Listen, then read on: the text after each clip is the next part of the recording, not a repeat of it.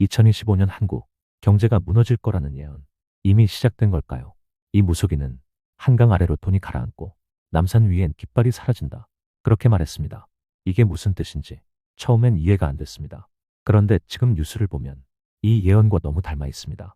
혹시 우리가 지금 그 경고 속에 살고 있는 건 아닐까요? 안녕하세요. 미스터리 예언 채널입니다. 구독과 좋아요, 그리고 댓글은 영상 제작에 큰 힘이 됩니다. 혹시 이 이야기 듣고 느낌이 드는 부분이 있으시면 댓글 꼭 남겨주세요. 자, 그럼 본격적으로 이야기 시작해 보겠습니다. 지금으로부터 약 30년 전 경북 청송 산속에서 은둔하며 살던 한 무속인이 있었습니다. 사람들은 그를 구암도사라고 불렀습니다. 이 구암도사는 평생을 예언을 적으며 살았고 실제로 몇몇은 맞춘 적이 있다고 합니다. 1997년 외환위기, 2008년 금융위기, 심지어 2020년 바이러스 대란도 이전에 언급했다고 전해집니다. 그가 남긴 예언 중 가장 충격적인 것은 바로 2025년에 대한 이야기입니다. 예언은 이렇게 시작합니다. 검은 물이 끓고 도시는 하얀 연기에 잠긴다. 그리고 한강 아래로 돈이 가라앉고 남산 위엔 깃발이 사라진다. 이 말을 처음 들었을 땐 그저 시처럼 느껴졌습니다. 하지만 지금 우리는 급격한 경기 하락과 부동산 거래 절벽, 기업 파산, 그리고 물가 상승을 경험하고 있습니다. 한강 아래로 돈이 가라앉는다는 말, 혹시 가계부채가 감당 안 될 수준으로 빠진다는 상징 아닐까요? 남산 위 깃발이 사라진다는 건 서울이 가진 상징성과 리더십이 약해지는 걸 뜻하는 건 아닐까요? 예언 속엔 또 이런 말도 나옵니다. 소는 밭을 갈지 않고 밥상 위엔 곡식이 없어진다. 우리가 먹고 사는 문제마저 위협받을 수 있다는 이야기입니다. 경제 붕괴는 단지 숫자의 문제가 아니라 삶 전체가 흔들리는 현상입니다. 구암도사는 예언의 끝에 이런 말을 덧붙였습니다. 희망은 바다 끝에서 솟아나니 검은 구름 속에도 길이 있다. 그는 분명 절망을 말하면서도 그 안에 희망을 남겼습니다. 이 영상을 보시는 분들은 어떻게 생각하시나요? 이 예언, 단순한 우연일까요? 아니면 우리에게 전하는 경고일까요? 여러분의 생각을 댓글로 꼭 남겨주세요. 이 무속인이 누구였는지, 그리고 더 많은 예언의 내용을 자세히 들려드리겠습니다. 놓치지 않으시려면 지금 구독 꼭 눌러주세요. 예언은 아무나 할 수 없습니다. 사람들의 기억에 남는 예언은 단순히 말이 아니라 삶 전체로 증명된 것들입니다. 이번 장에서는 그 충격적인 예언을 남긴 인물의 정체를 조금 더 깊이 들여다보겠습니다. 그의 이름은 구암도사였습니다. 물론 이건 본명이 아닙니다. 사람들은 그를 산속의 노인이라고 불렀고, 구암이라는 이름은 그가 머물던 바위의 이름에서 유래됐습니다. 경북 청송, 산 깊은 곳에 있는 작은 암자, 이곳이 그의 거처였습니다. 그는 세상과 단절된 채 거의 40년을 혼자 살았습니다. 누구와도 말을 섞지 않았고 찾아오는 사람도 드물었습니다. 하지만 소문은 퍼졌습니다. 그 노인, 10년 전에 환율 폭등을 맞췄다더라.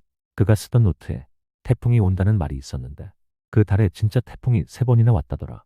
믿거나 말거나였지만 입에서 입으로 전해지는 이야기들은 서서히 신비로움을 더해갔습니다.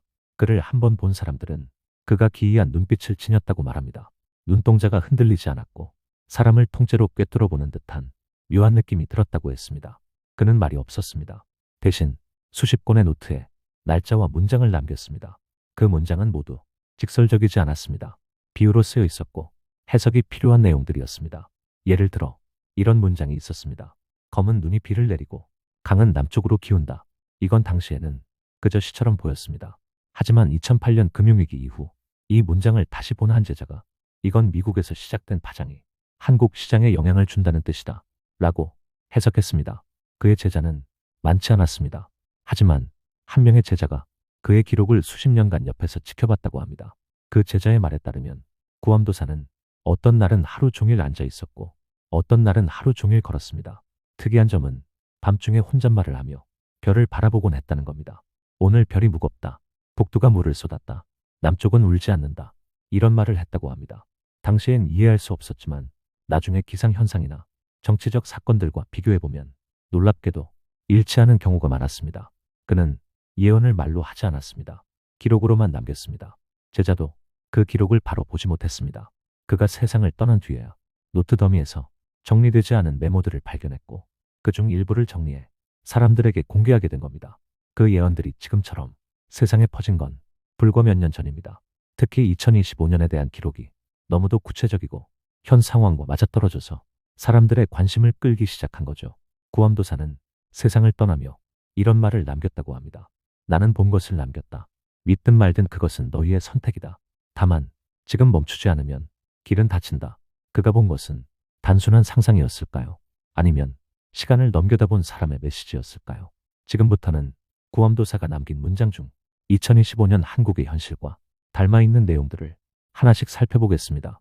이 부분은 처음 공개되는 내용도 있으니 놓치지 말고 끝까지 들어주세요. 첫 번째 예언입니다. 검은 그릇이 깨어지고 사람들은 금을 베어먹는다. 이 문장은 경제 전문가들 사이에서 자산시장 붕괴의 암시로 해석되고 있습니다. 검은 그릇은 부동산을 뜻하고 금은 돈이나 신뢰 자산을 의미합니다.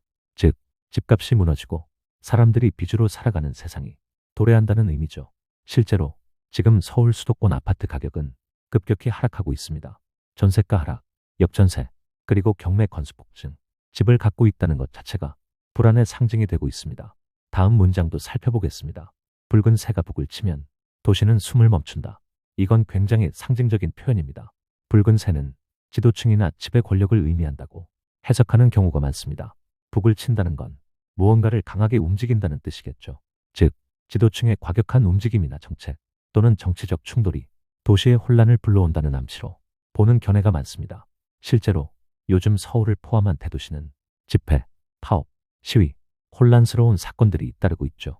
세 번째 문장은 이렇습니다. 밭은 열렸으나 씨를 뿌릴 리가 없다. 이건 일자리는 있지만 일할 사람이 없다는 의미로 해석되곤 합니다. 고령화와 저출산 문제로 생산 가능 인구가 줄어들고 있고 중소기업은 인력난에 시달리고 있습니다. 반대로 청년들은 좋은 일자리가 없다고 하소연하죠. 이 괴리는 결국 국가 전체의 생산성 저하로 이어지고 있습니다. 구암도사는 또 이런 말도 남겼습니다. 물이 끓으면 하늘이 내린 종이도 타버린다. 여기서 말하는 종이는 화폐를 의미한다는 해석이 많습니다. 즉, 인플레이션이나 금리 폭등 같은 상황에서 화폐의 가치 자체가 불안정해질 수 있다는 경고입니다. 실제로 최근 몇 년간 물가 상승률은 서민들의 지갑을 압박하고 있고 이로 인해 화폐의 실질적 가치가 떨어지고 있다는 체감이 커지고 있습니다. 또 하나의 문장은 조금 더 철학적입니다. 울음은 줄었으나 눈물은 마르지 않는다. 이 말은 겉으론 괜찮아 보이지만 사람들의 속은 무너져 있다는 상징처럼 보입니다. 요즘 뉴스 보면 자살률 세계 1위, 고립된 노년층, 빚으로 생활을 이어가는 중장년층 등 표면적으로는 조용해 보여도 내면의 고통은 커지고 있습니다. 이 예언들은 단순히 미래를 맞춘 게 아닙니다. 우리가 잊고 있던 문제, 바로 눈앞에 있지만 못 보고 지나쳤던 신호들을 문장으로 남긴 것입니다. 예언이라는 건 사실 정답을 알려주는 게 아닙니다. 우리에게 스스로 물어보게 만드는 하나의 거울입니다. 여러분은 지금 이 예언들을 보면서 무엇을 느끼시나요? 그냥 우연이라고 생각되시나요? 아니면 정말 누군가 앞날을 미리 내다본 걸까요? 이쯤 되면 예언이라는 게 그냥 미신처럼 느껴지지 않으실 겁니다. 이번에는 예언 속 문장과 2025년 현실에서 벌어지고 있는 사건들을 좀 더 직접적으로 비교해 보겠습니다. 구암도사의 기록 중엔 이런 문장이 있습니다. 북쪽의 별이 흩어지면 남쪽은 길을 잃는다. 처음엔 천문 현상 같았지만 어떤 분석가는 이걸 지정학적 해석으로 보고 있습니다. 북쪽은 북한이나 외부 정치 세력, 남쪽은 대한민국을 상징할 수 있죠.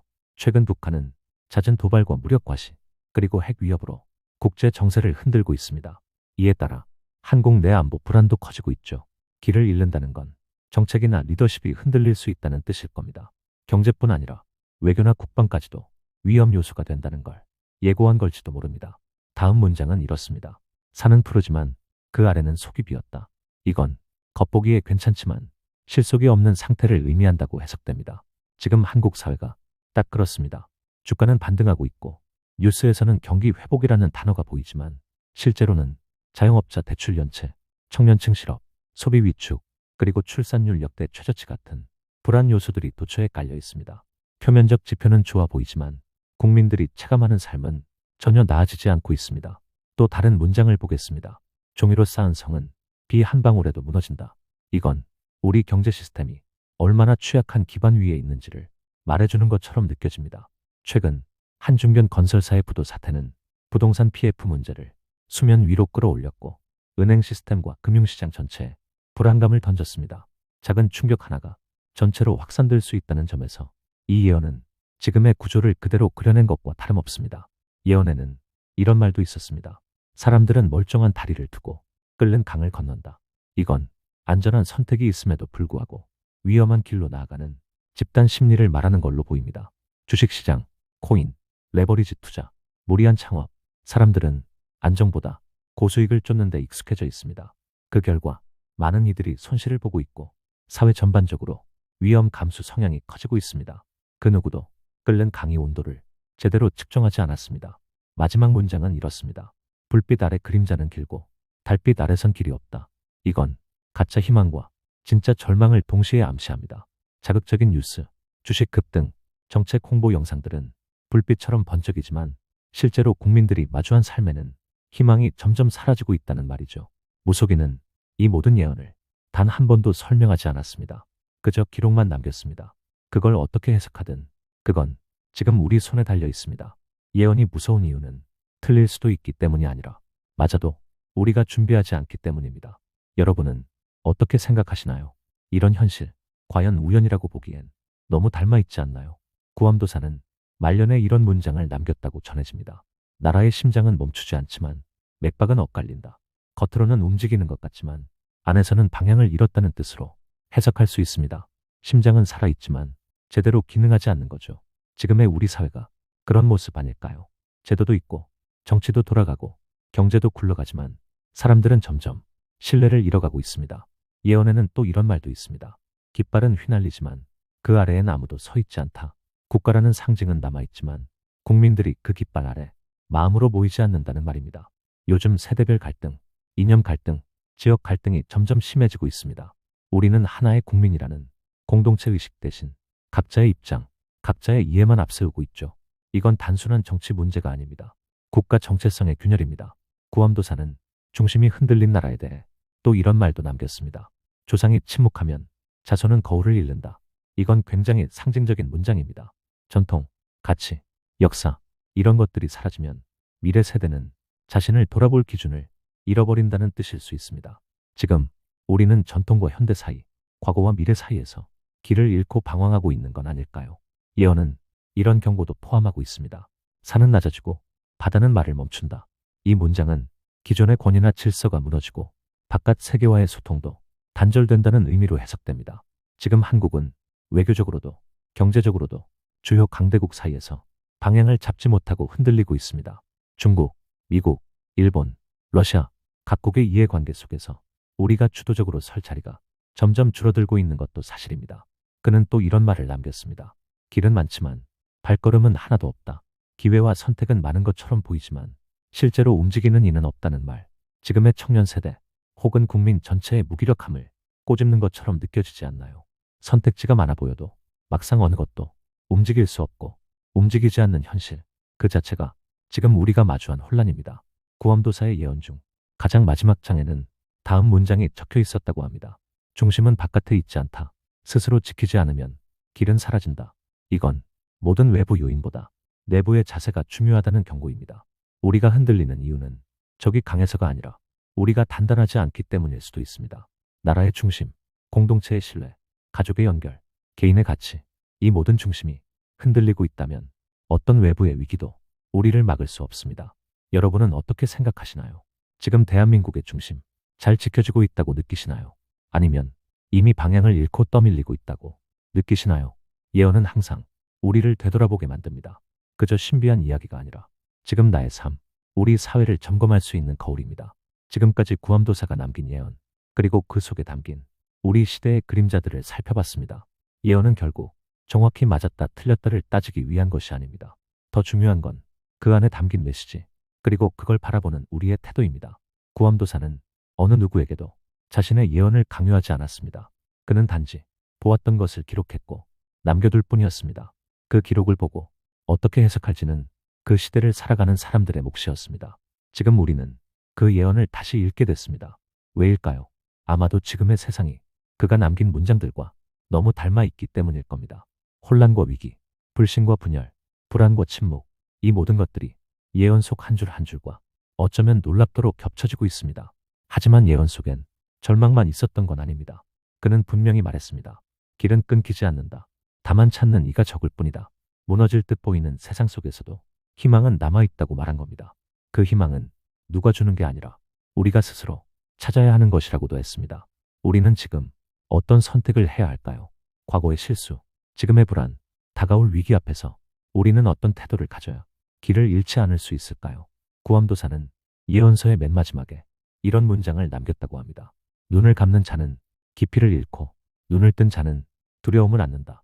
하지만 두려움을 지나야 진짜 길을 볼 수 있다. 이 말은 정말 많은 걸 생각하게 만듭니다. 우리가 눈을 감고 아무 일도 없는 척 살아갈 수도 있습니다.